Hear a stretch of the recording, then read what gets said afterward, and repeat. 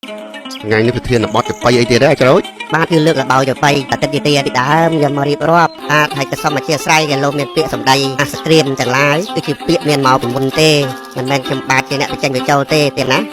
គេដឹងហើយលបោចបៃពីដើមតែមានពាក្យហែងហងអីទៅជួយចឹងណាសំណោះតលន់ណាយម្ដង10ទៅឆ្លើយឡើងទុកពេញទាំងមេឃី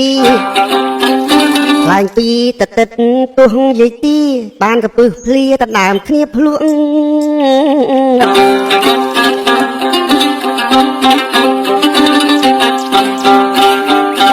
វិញតតិតពំផ្លាប់ថាសាបអំបិលយាយទីមិនទៅថាធំប្រហួក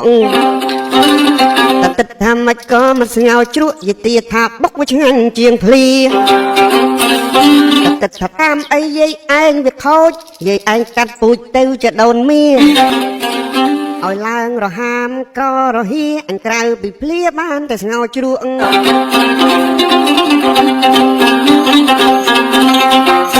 យាយទីថាតាមអីពូជខាងគាត់ស្លឡើងប្រកាត់មិនបងប្រហុកកំឡោមួយឆ្នាំងអីស៊ីមួយស្រុកមួយភ្លក់ពីរភ្លក់មិនដឹងសាប្រៃ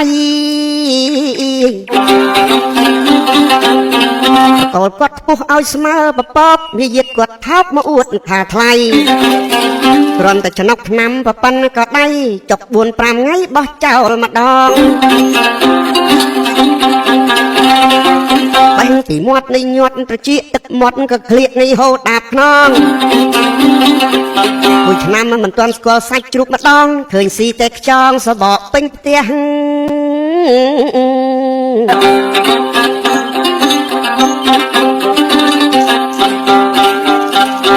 ថាតាមអីក៏ពូជហងមានពេលទៅបន់ទៀនឃើញស្លៀកសពតចាស់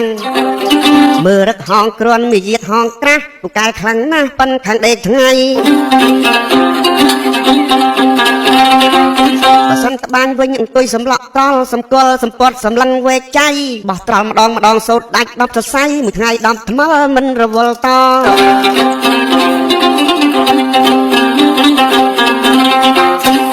ជាថាចឹងហើយក៏ពូជខាងអញកំណាញ់ហើយកំណាញ់ក្រក៏ក្រអាក្រក់ហើយអាក្រក់គ្មានណាណាល្អចុះអាណាទៅអង្វរឲ្យអាចាស់ឯងមកយកអញ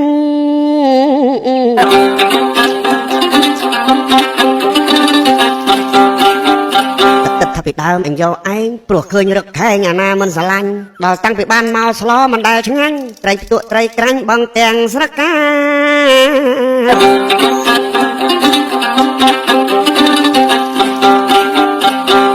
អញ្ចឹងស៊ីពិបាកលេបណែអេរបៀបយាយឯងអញ